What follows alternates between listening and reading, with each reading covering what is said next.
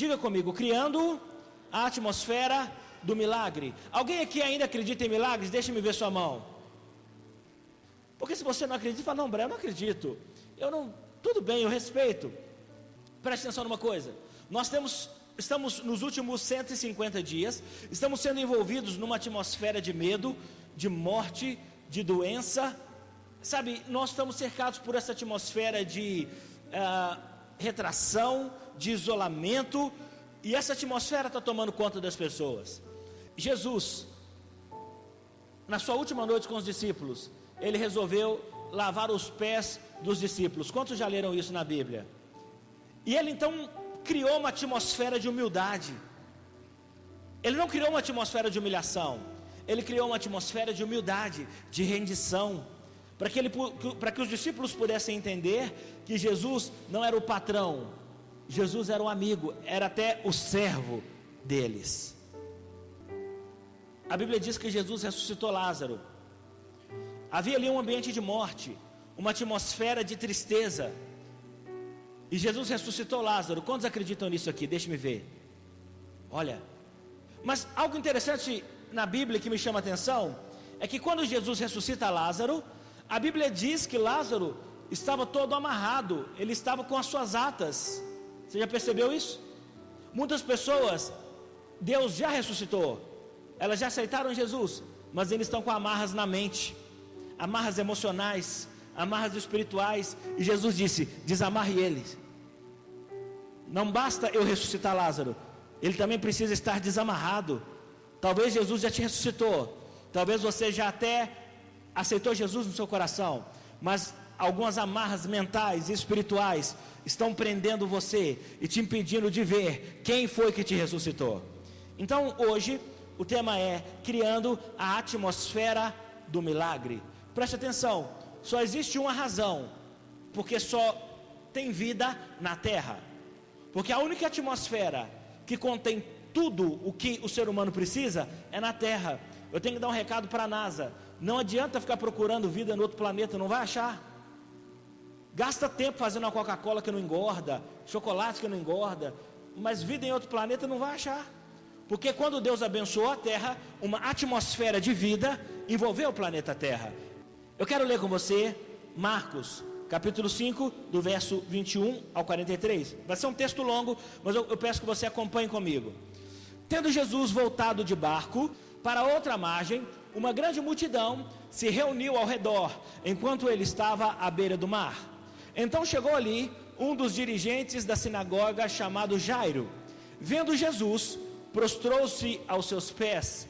Ele implorou insistentemente. Eu já quero chamar sua atenção aqui. Para um chefe da sinagoga procurar Jesus, era porque a situação era realmente crítica. E para ele se prostrar, implorando a ajuda de Jesus, era porque era mais sério ainda.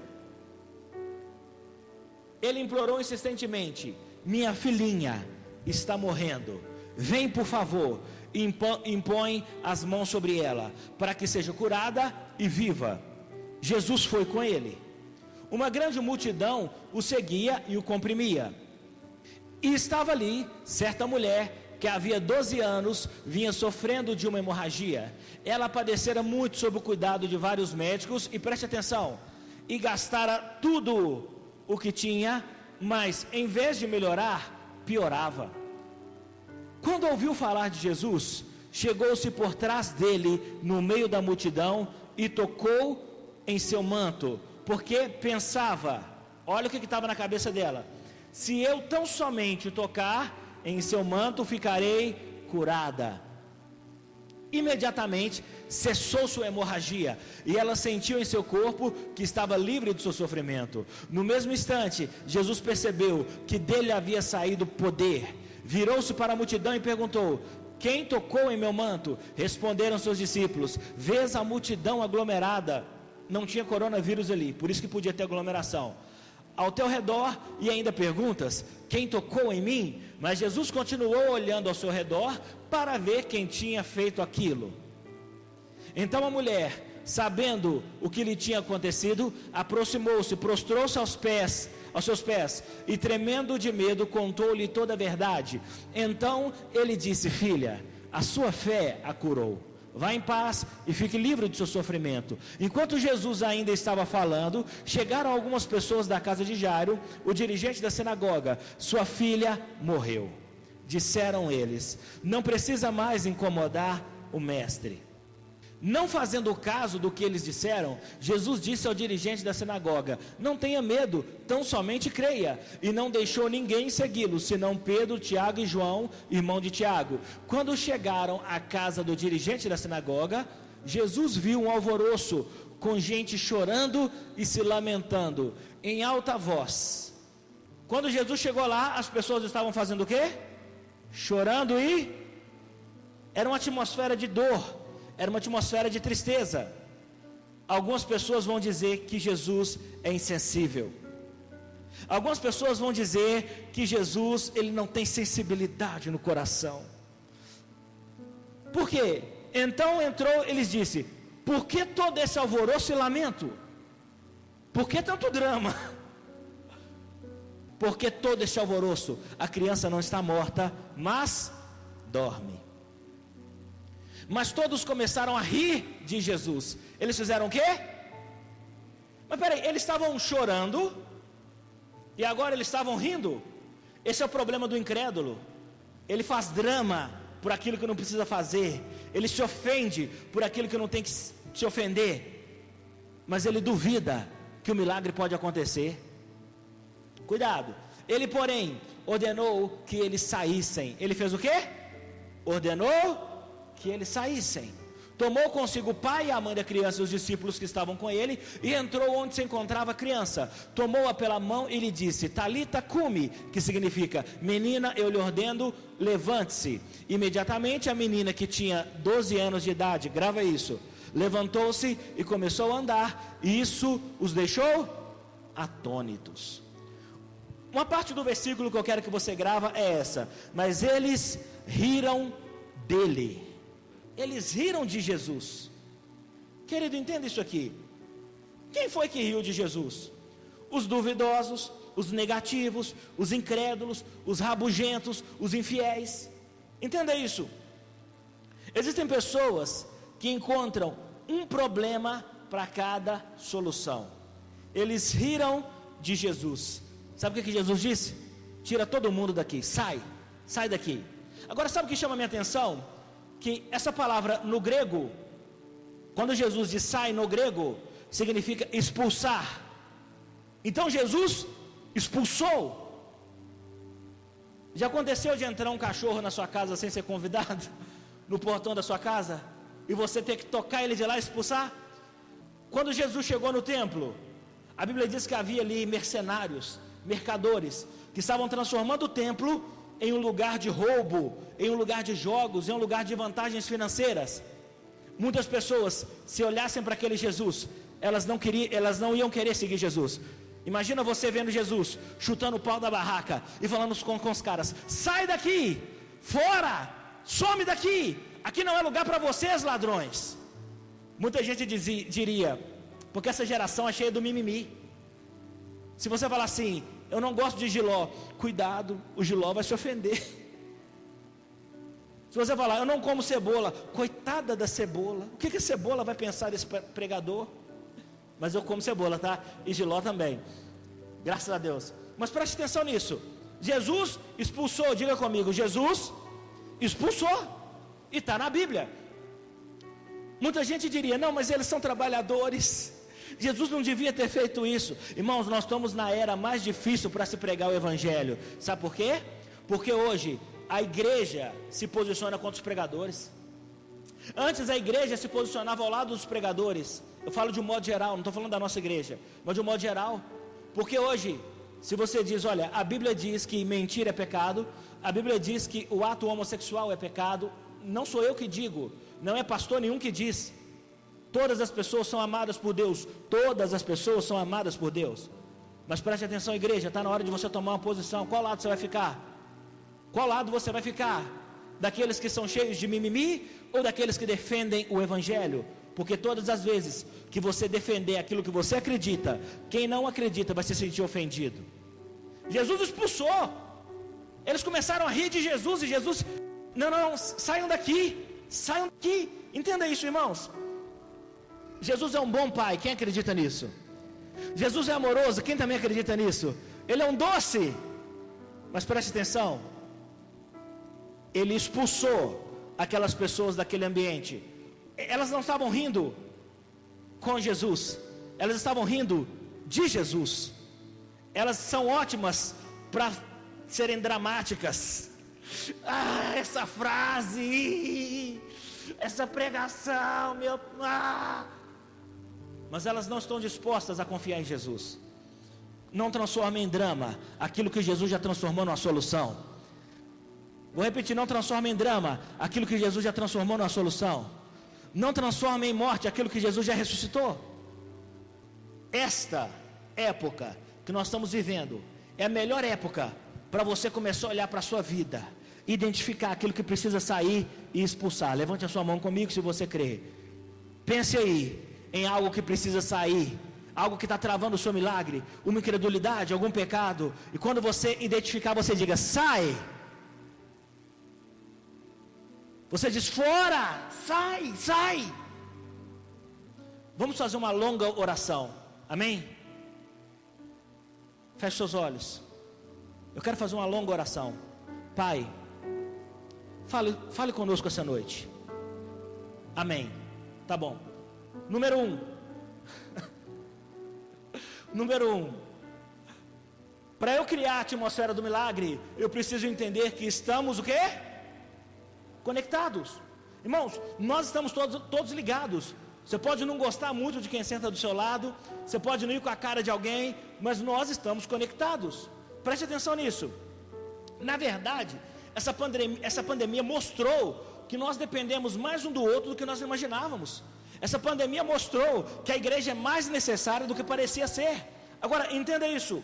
No texto, Marcos está dizendo sobre duas histórias.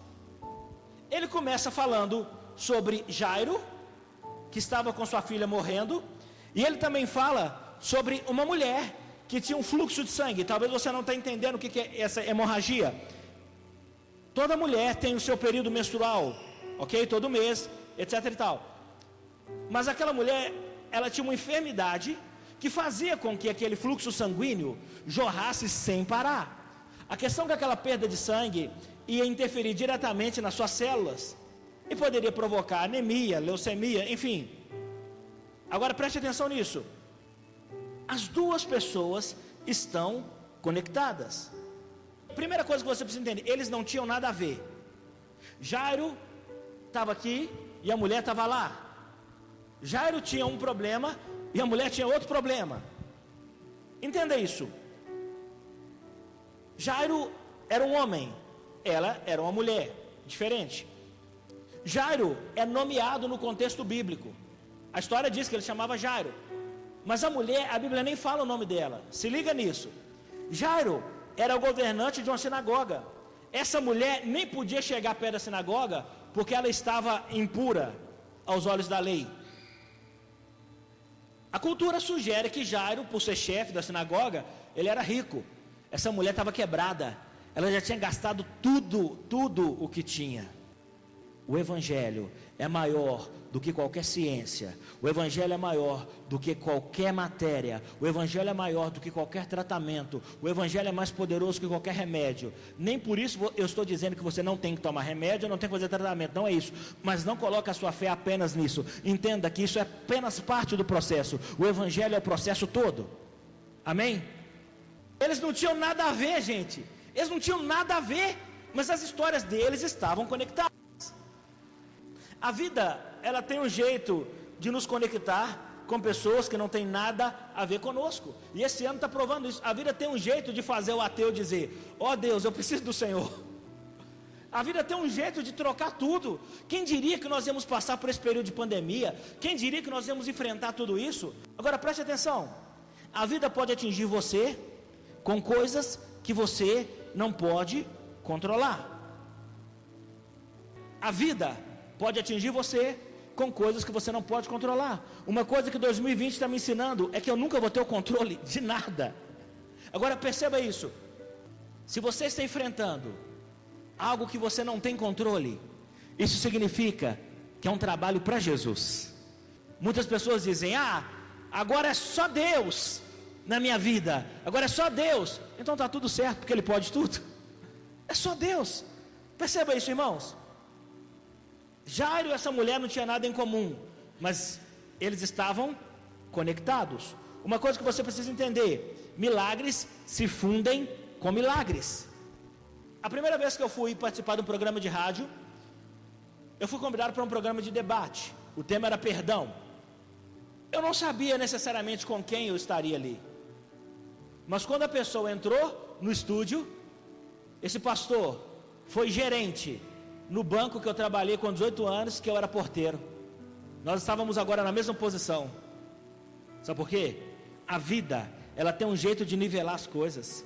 A vida tem um jeito de te colocar junto com quem você nunca imaginou. A vida tem um jeito de tirar quem está embaixo e pôr em cima, tirar quem está em cima e pôr embaixo. Sabe, eu quero que você entenda isso. Nós estamos conectados. Há 12 anos atrás, onde é que você estava? Fazendo o quê? Há 12 anos atrás, nem pastor eu era. Há 12 anos atrás, eu estava aprendendo algumas coisas ainda. Continuo aprendendo muitas. Mas depois de 12 anos, nós estamos aqui no mesmo culto. Nós estamos aqui buscando o mesmo Deus e ouvindo a mesma pregação. Sabe por quê? Eu e você, nós estamos conectados dentro de um propósito que Deus tem para nós. Uma vez eu fui ministrar num congresso, e eu ia sair desse congresso, ia para outro congresso, e o rapaz que ia cantar era um amigo meu, e ele também ia cantar nesse congresso e no outro que eu ia pregar. E ele disse para mim: cara, que bom a gente se encontrar. Ele falou: estou tão feliz de encontrar com você. E eu disse para ele: quando você está indo para o mesmo destino, é normal que você encontre as pessoas pelo caminho. Se você convive, se você desfruta de um ambiente depressivo, você vai ter pensamentos de depressão. Se você vive num ambiente suicida, você vai ter pensamento suicida. Se você vive num ambiente miserável, você vai ter pensamentos miseráveis. Se você vive num ambiente de milagres, você vai começar a pensar em milagres. É por isso que você tem que vir para o culto. É por isso que você tem que ouvir essa pregação. É por isso que você tem que adorar a Deus. Porque este aqui é um ambiente de milagres. Quem acredita nisso comigo? Diga comigo: eu estou num ambiente de cura, de vida e de milagres. A segunda coisa: transforme o seu desespero em atitude. Você precisa remover os obstáculos que existem entre você e Jesus. O homem era rico, Jairo. A mulher estava quebrada. Mas eles precisariam remover os obstáculos que estavam entre eles e Jesus. Esse ano colocou tantos obstáculos para nós. Nossa igreja ficou fechada 2 meses. Muitos irmãos nem conseguiram vir à igreja. Teve gente que pegou coronavírus em casa, sem vir à igreja também. Sabe, esse ano está colocando um monte de obstáculos para nós. Um monte de obstáculos. Mas nós não paramos. Nós seguimos. Nós estamos crendo. O evangelho está sendo pregado. Orações estão sendo feitas. Células estão sendo realizadas. Sabe por quê? Nós aprendemos a remover os obstáculos que existem entre nós e Jesus. Jesus sempre esteve disponível para você. É você que precisa remover o que te impede de chegar até Ele. A Bíblia diz que tinha uma multidão. E quando Jesus desembarcou, Jairo teve que vencer aquela multidão. Ele não tinha uma área VIP, ele não tinha um camarote. Aquela mulher, mesmo sangrando, também teve que enfrentar a multidão. Os dois tinham um objetivo comum. Jairo e essa mulher estão tão conectadas que Marcos faz questão de contar a história dos dois juntos. É até um pouco de injustiça pregar só um. Não é pecado nem proibido, mas é um pouco de injustiça você pregar só o que aconteceu com Jairo e esquecer do que aconteceu com a mulher, porque eles estão conectados. Eles tiveram que pedir licença: sai, dá licença, eu preciso chegar até Jesus.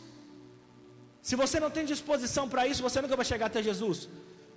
Deus nunca prometeu que haveria um tapete de pétalas até Jesus, mas Ele prometeu que se você quisesse, você chegaria até Jesus, porque se você crer, tudo é possível ao que crê. Quantos ainda acreditam nessa palavra, irmãos? Mas sabe por que eles estão empurrando? Porque pessoas desesperadas, elas tomam atitudes desesperadoras. Pessoas desesperadas oram como pessoas desesperadas. Você já viu uma pessoa desesperada por Deus? Deus, eu quero te sentir, Pai. Ela ora todo dia. Já viu uma pessoa desesperada por Deus? Na adoração, ela esquece quem está ao redor dela e ela levanta as mãos e diz: eu não sou mais escravo do medo, eu sou filho de Deus. Uma pessoa que está desesperada, ela age de forma desesperada. É por isso que Jairo não se importou com sua posição religiosa ou social. Tem muitas pessoas se importando com aquilo que não tem importância. O pastor Francis Chan, ele disse algo poderoso: enquanto tem gente discutindo o que gostou e o que não gostou numa pregação, tem pessoas no mundo que nunca ouviram falar de Jesus. Nunca. Irmão, Deus não me chamou para ser politicamente correto. Deus me chamou para ser biblicamente correto. Sabe o que Deus falou comigo? Eu não tenho problema, Braia, em te ofender. Sabe que às vezes o evangelho me ofende? Porque o evangelho diz que eu não tenho que fazer aquilo que eu quero fazer. O mal que eu não quero, esse eu faço. O bem que eu quero, esse eu não faço. O evangelho me atrapalha. O evangelho me atrapalha de ser miserável. O evangelho me atrapalha de ser infeliz. O evangelho me atrapalha. Ele me ofende. Sabe o que Jesus diz para mim? Eu não tenho problema em te ofender, desde que a minha ofensa te tire do ambiente de dor, de uma atmosfera de coitadinho, e te leve para a atmosfera de coragem. Deus está dizendo, sabe, você precisa começar a ficar desesperado por mim. Eu tenho orado tanto nesses dias, irmãos. Eu tenho orado tanto por você. Eu tenho orado muito. Eu já tenho uma vida de oração ao longo do tempo. Eu orei para que pessoas estivessem aqui hoje.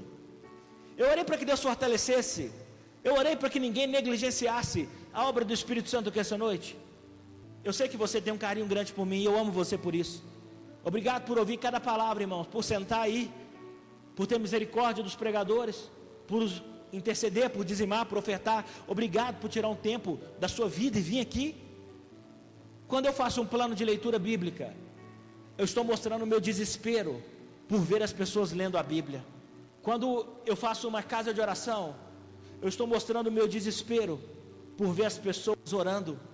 Quando eu falo sobre dizimar e ofertar, eu estou mostrando o meu desespero por ver as pessoas prosperando. Pessoas desesperadas tomam atitudes desesperadas. Agora, deixa eu te explicar. A sua atitude abrirá portas que o seu comodismo mantém fechadas.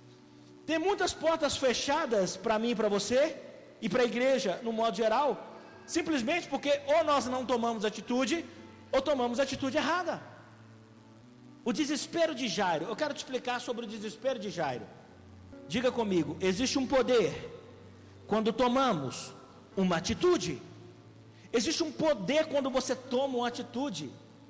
Jairo é o primeiro a chegar até Jesus, e Jairo está desesperado, porque sua única filha está morrendo. Eu sei bem o que é pensar que seu filho vai morrer. Eu passei por isso. Eu sei bem o que é você imaginar que aquilo que você tem vai acabar.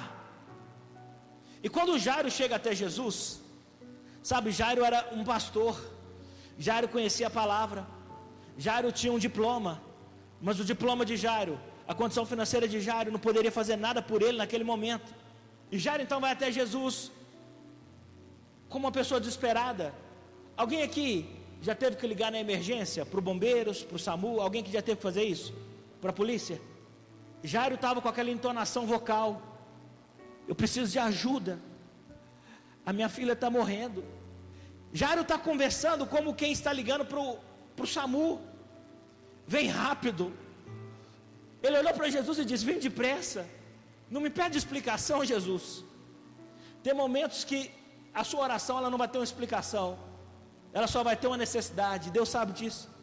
Jesus olhou bem para Jairo e disse: ok, eu vou para a sua casa, me mostra onde é. E Jairo falou com Jesus: me segue. E Jesus começou no meio daquela multidão, e todo mundo querendo tocar em Jesus. E Jairo falou: apressa-te, Jesus, vamos rápido, vamos depressa. Mas no meio do caminho tinha uma mulher. Deixa eu te falar sobre o desespero da mulher hemorrágica. Essa mulher está tão desesperada quanto Jairo. Sabe por quê? A situação dela já dura 12 anos. A filha de Jairo estava doente há pouco tempo, mas aquela mulher já estava doente há 12 anos. Marcos faz questão de que nós entendamos que os dois estão conectados, e eu vou te provar. O desespero de Jairo e o desespero daquela mulher estavam conectados. Primeiro, a garotinha, a filhinha de Jairo tinha quantos anos? Quem se lembra? 12. E aquela mulher sofria com aquela hemorragia há quanto tempo? 12 anos. É muita coincidência. Vocês perceberam que eles estão conectados, sim ou não? Nós temos aqui uma menininha morrendo com 12 anos de idade e uma mulher que há 12 anos padece dessa enfermidade. Cronologicamente falando, apenas isso significa que o ano que essa garotinha nasceu foi o mesmo ano que essa mulher adquiriu essa doença. Quem entendeu? Eu vou um pouco mais fundo, preste atenção. Agora eu vou sacudir sua cabeça. Esteja preparado. Imagina 12 anos atrás. Volta aí 12 anos no tempo. Nós estamos no hospital. E no 5º andar, um casal está feliz porque sua filhinha acabou de nascer. Aquela menina bonita. 12 anos atrás. E eles estavam empolgados com aquilo. Mas no 6º andar, sem ninguém saber, uma mulher estava recebendo o diagnóstico de que ela estava com enfermidade grave, que não tinha cura, e que ela teria que gastar muito para fazer aquele tratamento. Eles estão conectados ou não? Um nunca tinha visto o outro. Eu não conheço a sua necessidade, mas Deus sabe como nos conectar. Sabe de uma coisa? A vida é exatamente assim. Enquanto uns choram, outros estão rindo. A vida tem dessas coisas. Agora perceba isso. 12 na Bíblia é um grande número para Deus. Porque Jacó tinha 12 filhos. Esses 12 filhos se tornaram 12 tribos. Os sacerdotes tinham uma estola sacerdotal, uma espécie de coraça, que tinha 12 pedras. Cada uma daquelas pedras representavam as 12 tribos de Israel. Quando Elias orou para que fogo descesse do céu, ele colocou um altar em miniatura, com 12 pedras, também representando a autoridade de Deus. Entenda o que eu quero te ensinar. O que significa o 12 na Bíblia? 12 na Bíblia significa poder e autoridade. O que Deus quer me dizer, Braia, com essa pregação? A menina tinha 12 anos, a mulher estava sofrendo há 12 anos. O que isso tem a ver comigo? Grave isso. Deus quer dizer para você que não existe nenhum problema, nenhuma enfermidade, nenhuma crise que não esteja debaixo da jurisdição de Jesus. Ele tem todo o poder. Diga comigo, Ele tem poder. Eu não sei se você sabia, mas eu me converti com 12 anos. Eu comecei a pregar com 12 anos. Eu comecei a tocar com 12 anos. Fui batizado nas águas com 12 anos. Fui batizado com o Espírito Santo com 12 anos. Tudo na minha vida aconteceu com 12 anos. 12 é símbolo de poder. 12 representa autoridade. Entenda isso. Eu sei que existe uma atmosfera de medo no mundo, mas aqui dentro existe uma atmosfera de poder e de autoridade. Se eu te perguntasse, em uma palavra, qual nome você daria para o ano de 2020? Se alguém te perguntasse, 2020 foi o ano do quê? Difícil, da morte, do vírus. Antes desse ano começar, antes de sabermos que haveria pandemia, no dia 31 de dezembro do ano passado, Deus disse para essa igreja, para vocês, será o ano da graça. Nós estamos em outra atmosfera, querido. Você não está na atmosfera da dor, diga glória a Deus por isso. Você não está na atmosfera do medo, você não está na atmosfera do pecado, você não está na atmosfera do cansaço. Eu não estou na atmosfera deles, eu estou nessa atmosfera aqui. Eu estou na atmosfera do milagre, do avanço, do crescimento. Irmãos, preste atenção nisso. Terceira coisa, tenha consciência da autoridade de Deus.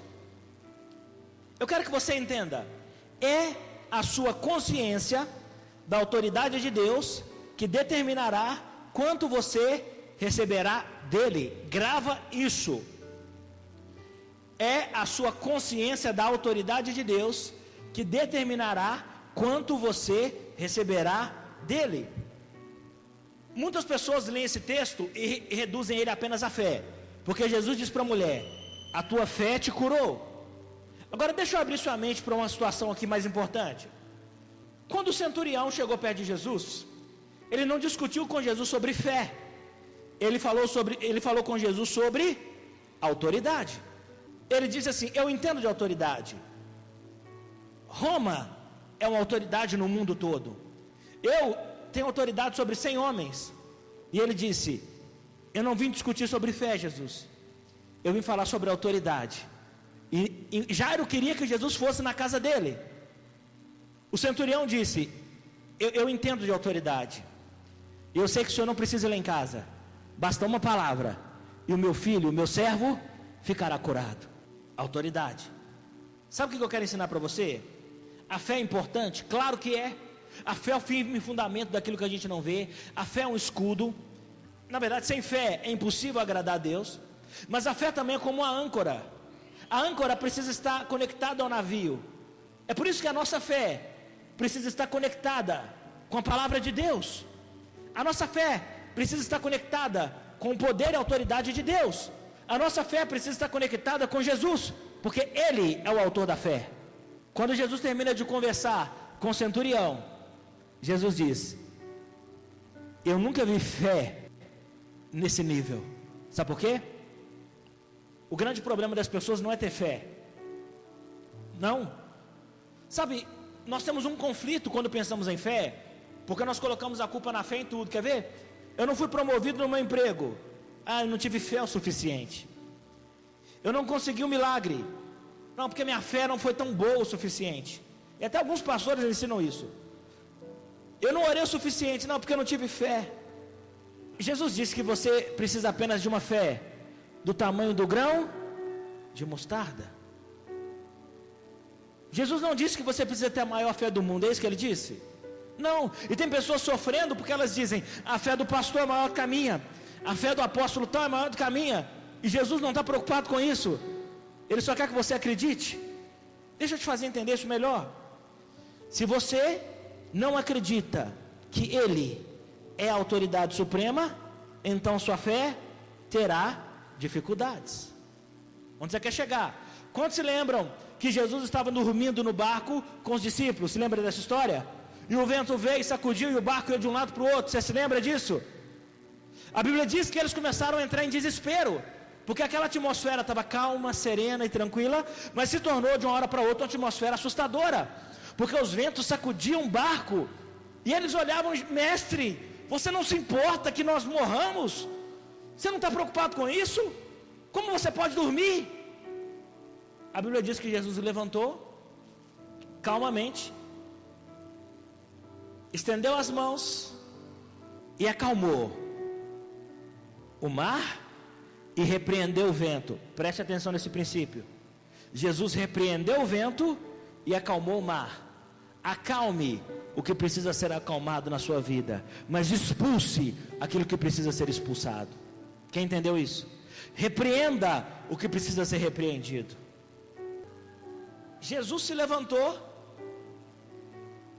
e disse para eles: homens de pouca fé, por que vocês estão duvidando? Agora o que me chama a atenção é o questionamento dos discípulos. Eu vou te provar que o seu problema não é ter fé, o seu problema é a consciência da autoridade de Cristo. Eles olharam: peraí, quem é esse que até o vento e o mar lhe obedecem? Preste atenção, querido. Eles não sabiam que Jesus tinha poder sobre tudo. Eu disse: Jesus tem poder sobre tudo. Jesus tem poder sobre todos. A minha fé diz que toda ciência, todo tratamento, toda terapia tem que ser rebaixado ou submetido a Cristo. Ele é maior do que tudo. Entende agora porque que muitas pessoas estão sofrendo, ansiosas, depressivas? Entende agora porque que muitas pessoas estão desesperadas?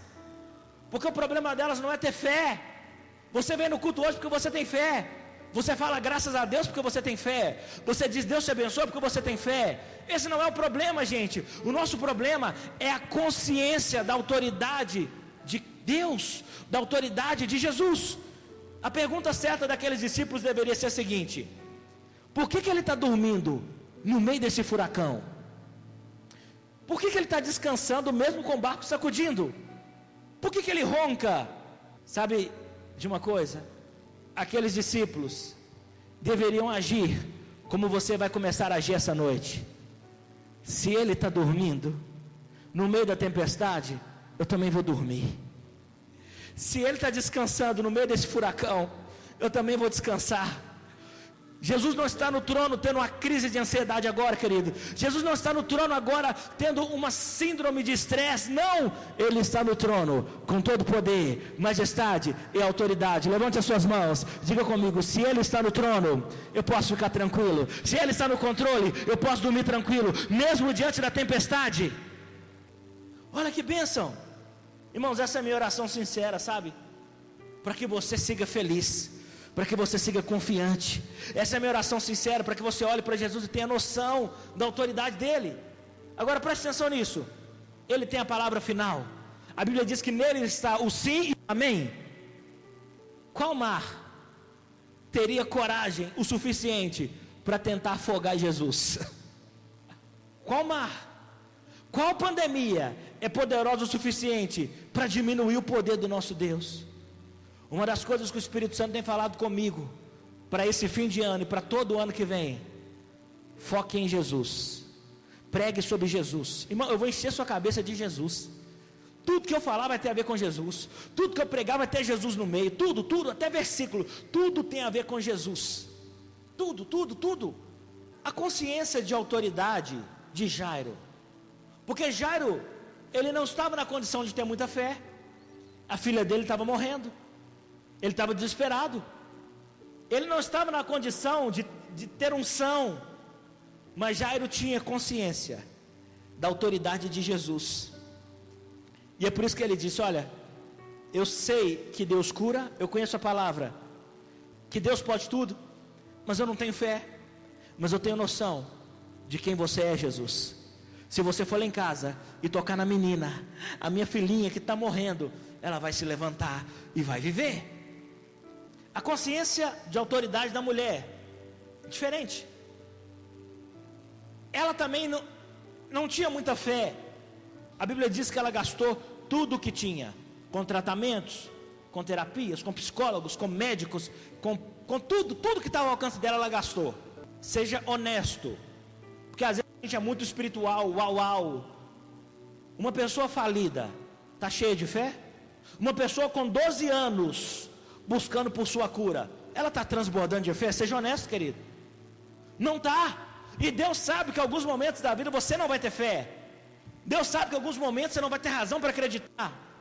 Em alguns momentos você irá perder a fé, mas nunca deve perder a consciência da autoridade de Cristo. Em alguns momentos você irá perder a fé, familiarmente falando, ministerialmente falando, financeiramente falando. O que você não pode perder é a consciência da autoridade de Cristo, porque ela disse o seguinte: olha, eu não tenho mais recurso, eu não tenho tanta fé assim, mas eu tenho noção que Ele tem tanto poder, e que quando eu tocar, se eu apenas tocar, eu serei curada. Irmão, você não tem um problema de fé. Ninguém aqui tem um problema de fé. Quantos acreditam em Deus aqui? Deixe-me ver. Você não tem problema de fé. O nosso problema é reconhecer a autoridade dele, quem ele é e aquilo que ele pode fazer, mesmo no meio do caos. Talvez essa mensagem, nós não estamos buscando um Jesus que conhece a palavra. Jesus disse: eu sou a palavra. Sabe, nós estamos lidando com intermediários. Quando você orar, ore assim: eu preciso falar com o chefe, eu preciso falar com Deus do céu e da terra, eu preciso falar com o Alfa e Ômega, eu preciso falar com aquele que se assenta no trono, eu preciso falar com aquele que criou o mundo e as galáxias, eu preciso falar com aquele que tem autoridade no céu, na terra e debaixo da terra. Consciência da autoridade de Cristo. Por 12 anos essa mulher estava falando com intermediários. Por 12 anos ela tentou de tudo, mas ela falou: acabou, agora eu falo com o chefe. Para de ter. Outro dia o cara disse para mim assim: Braia, Por quê, cara? Reza São Pedro. Eu falei, ô campeão, eu gosto de Pedro. Ele falou, eu também, eu sou devoto. Eu falei, não, eu não sou devoto, mas eu admiro. Eu sou fã de Pedro. Mas Pedro é intermediário. Jesus é o chefe. Pedro é só pedaço de rocha. A palavra Pedro significa pedaço de rocha. Jesus disse, eu sou a rocha. Eu sou a pedra. Entenda isso. Número 4. As interrupções da vida são um convite para o milagre e não para o desespero. Alguém foi interrompido esse ano? Alguém teve seus planos interrompidos? Alguém foi interrompido no seu trabalho? Sua vida mudou de cabeça para baixo? A sua rotina foi alterada para sempre? Quantos aqui estão sem ver seus parentes queridos? Quantos aqui não conseguem nem voltar para a igreja mais? E nem para as suas igrejas? As interrupções da vida, elas são um convite para o milagre e não para o desespero. Porque aquela mulher foi rompendo a multidão até que ela tocou em Jesus. Jesus estava com Jairo. Jairo estava ofegante, Jairo estava desesperado. E Jesus estava seguindo ele no meio da multidão. Você já viu como que é difícil andar no meio da multidão? Aquela praça 7 lotada, cheia de gente, e você tentando sair, e você não vê as coisas. E Jesus estava indo atrás de Jairo, e Jairo, vem mestre, vem. E Jairo estava pensando, meu Deus, e minha filha. Muitas pessoas vêm para a igreja pensando na conta que tem que pagar. Muitas pessoas vêm para a igreja pensando, será que eu vou ter que tomar esse remédio para sempre? Muitas pessoas vêm para a igreja pensando o seguinte, será que Deus tem uma resposta para mim? Só que no meio do caminho tinha uma mulher que nunca conheceu Jairo, mas que estava conectado com ele. Quando Jesus passou, essa mulher fez assim. Por que ela não chamou Jesus para conversar? Jesus iria dar atenção para ela, mas a multidão impedia, ela estava impura. Ela não tinha muita fé para chegar até Jesus, mas ela tinha consciência da autoridade dele. Na hora que ela toca em Jesus, sabe o que Jesus diz? Para tudo. Imagina Jairo na frente falando, não mestre, não para não, corre. Já orou assim como o Salmo 70? Apressa-te, Senhor, apressa-te em me socorrer. E Jesus diz, não, para. Por quê? Porque alguém me tocou. Você já conhece a história? Eu não vou pregar a história. Não, mestre, a minha menina está morrendo, tem um monte de gente tocando em você, a minha menina é que precisa do toque do Senhor. Jesus falou, não. É porque quando essa pessoa me tocou, ela extraiu de mim poder. De mim saiu poder. Aquela mulher não podia ter muita fé, mas ela tinha consciência de quem Jesus era. E Jesus falou, eu não saio daqui enquanto essa pessoa não aparecer. E a Bíblia diz que na hora que ela tocou em Jesus, ela sentiu o seu corpo sendo curada. Sabe por quê? Diga comigo, o Evangelho é poder. Quando ela sentiu que estava curada, a fé retomou seu corpo, a fé retomou na sua mente, e ela se apresentou para Jesus, e ela falou, fui eu que te toquei. Aí Jesus falou, não, mas peraí, eu quero te conhecer, eu quero saber a sua história. Imagina Jairo, a cabeça dele já devia estar queimando. Não para, Jesus, não para. Às vezes Deus vai permitir que você seja interrompido, querido. Às vezes o próprio Deus vai te interromper, é porque Ele sabe o que Ele está fazendo, amém? Quem interrompeu foi aquela mulher. Só que Jesus falou, peraí Jairo, eu quero conhecer essa mulher. E a Bíblia diz que ela se aproximou de Jesus, e se você ler no versículo, diz que ela contou toda a verdade. Alguma tradução diz, ela contou toda a história. Você já viu mulher contando história? Imagina ela atualizando Jesus sobre 12 anos. Irmão, Jairo estava perdendo a cabeça, e Jesus para conversar com a mulher. Preste atenção nisso. É tão doloroso, é tão frustrante quando você está precisando de um milagre e alguém recebe um milagre na sua frente. É ou não? Você está doido para ter filho e ainda não teve, e todo mundo posta foto do bebê, 1000 casam ao seu lado, 10.000 ao seu direito, e você não é atingido. Todo mundo conquista e você tem que ficar assistindo o milagre, o testemunho dos outros. E Jairo, eu acho que na cabeça de Jairo estava assim, mulher, pega a sua cura e vai embora. Eu cheguei em Jesus primeiro. E Jesus pacientemente senta e ouve toda a história daquela mulher. Não fique frustrado quando Deus fizer você esperar. Quando Jesus fizer você esperar, não fique frustrado. Sabe o que acontece? Às vezes Deus fará você assistir a um milagre enquanto espera pelo seu milagre. E não é para te desencorajar de jeito nenhum. É para encorajá-lo, para que você saiba que se Deus fez isso por alguém, Ele pode fazer isso por você também. Porque o tempo que Jesus ficou parado com aquela mulher foi o tempo que alguém saiu lá da casa de Jairo, chegou até Jairo e disse: Jairo, para de orar, para de incomodar o mestre, a menina morreu. Imagina para onde foi a cabeça desse cara. Imagina como ferveu a cabeça desse cara. E ele estava pensando: peraí, eu não posso matar essa mulher, porque... Imagina, porque é assim que a gente fica. Ah, Jesus, mais um pouquinho, o senhor chegava lá em casa. Jesus então interrompe a conversa da mulher, porque se Jesus não interrompesse, a mulher não ia parar. O evangelho de Marcos todo ia estar com a conversa da mulher. E Jesus ouve o que disseram para Jairo. Jesus então fala assim: Jairo, desanima não, creia. Quinto e último ponto: crie a atmosfera do seu milagre. Porque Jairo tinha toda a razão para desistir. Jairo tinha toda a razão para falar: ok, mestre, não precisa mais ir lá em casa, o senhor demorou demais, e acabaram de dizer que minha filha morreu. Mas quando Deus faz você ver um milagre na vida de alguém, é Deus querendo te dizer o seguinte: viu, eu também posso fazer na sua. Em outras palavras, Jairo disse para aquele informante do caos: tem gente, irmão, que só vai te mandar áudio para reclamar. Tem gente que só vai te mandar áudio para contar desgraça. Mas preste atenção, Jesus também tem uns áudios para você. Sabe o que ele disse? Parafraseando: eu não vou desistir. Aquela mulher estava doente há 12 anos, a mesma idade da minha filha, e Jesus curou uma enfermidade de 12 anos. Se Ele curou uma enfermidade de 12 anos, Ele pode curar uma criança com 12 anos. Jesus fez de propósito, porque Jesus conhecia o coração de Jairo. E quando Jairo viu aquela mulher ser curada daquela forma tão milagrosa, a fé de Jairo se reacendeu. Tanto é que quando Jesus se levantou, ele disse: agora vamos para minha casa. Jesus disse: não tenha medo, apenas acredite.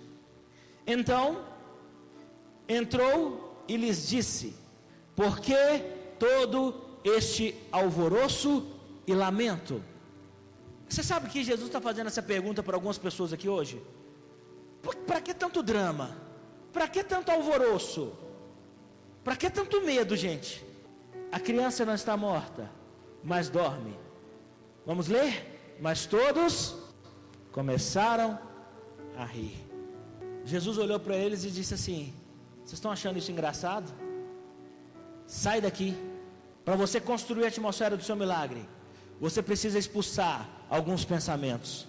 Para você construir a atmosfera do seu milagre, você precisa expulsar algumas pessoas. Eu estou falando sério, irmãos. Eu estou falando sério. Eu preciso conservar a atmosfera do milagre. Muitas pessoas aqui não estão vivendo o milagre, sabe por quê? Elas não estão construindo a atmosfera do milagre. Deixa eu te fazer uma pergunta: e se o milagre na sua vida, no seu casamento ainda não aconteceu?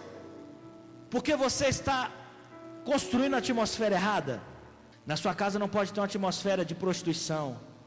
Na sua casa não pode ter uma atmosfera, nem que seja pela televisão, pelo celular.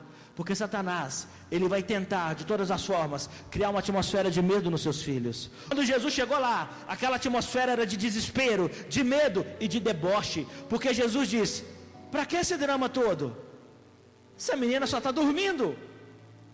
Vão rir de você, vão tentar contrariar você, quando você dizer: pode não ter tido jeito para os homens, mas para Deus tem jeito. Vão tentar olhar para nós, para mim como pregador, e dizer: algumas pessoas vão se ofender com esse versículo. Jesus precisa sim quebrar essa atmosfera de ofensa, de dodói. Sabe por quê? Essas pessoas, elas cultuam a dor, Elas estavam lá chorando e lamentando, e Jesus falou: para que isso, gente?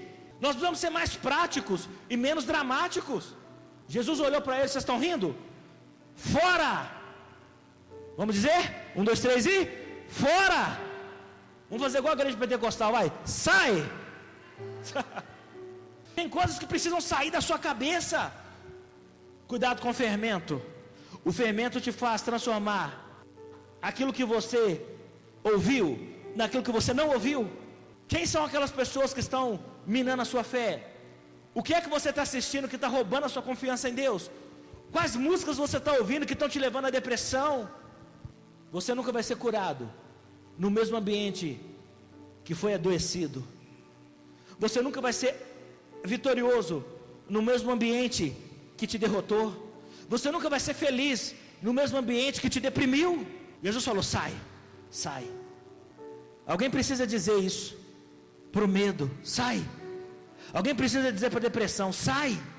Essa geração está sendo enganada, substituindo o poder do nome de Jesus por métodos, filosofias, frases de efeito.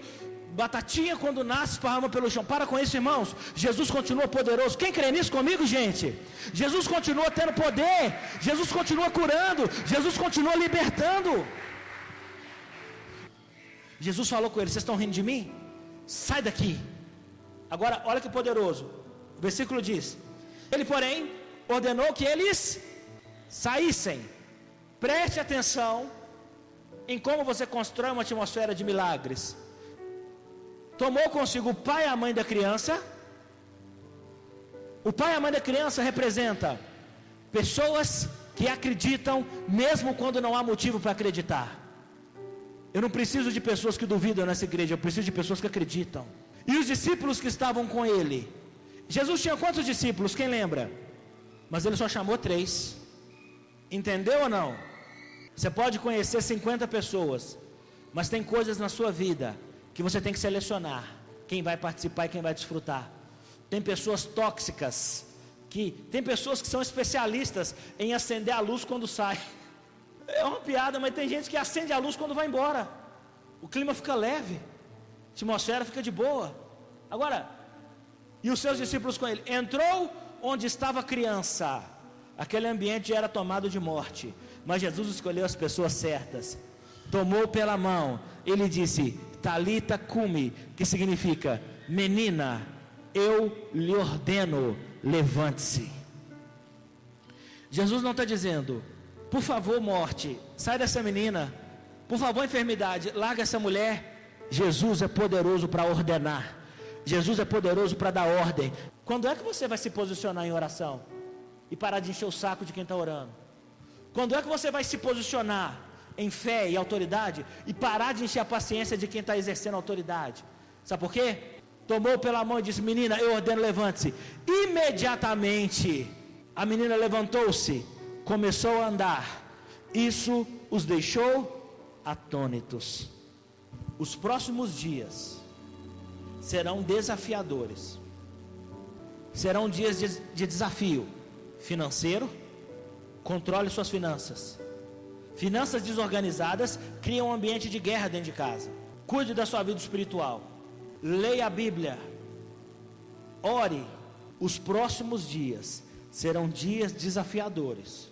Mas peraí, você está dizendo que Deus tem vitória? Claro que tem, meu irmão. Serão dias desafiadores. E a oração que eu vou fazer por você agora é a seguinte: para que você saia daqui e na sua casa, no seu trabalho, o Espírito Santo te ajude a criar uma atmosfera de milagres.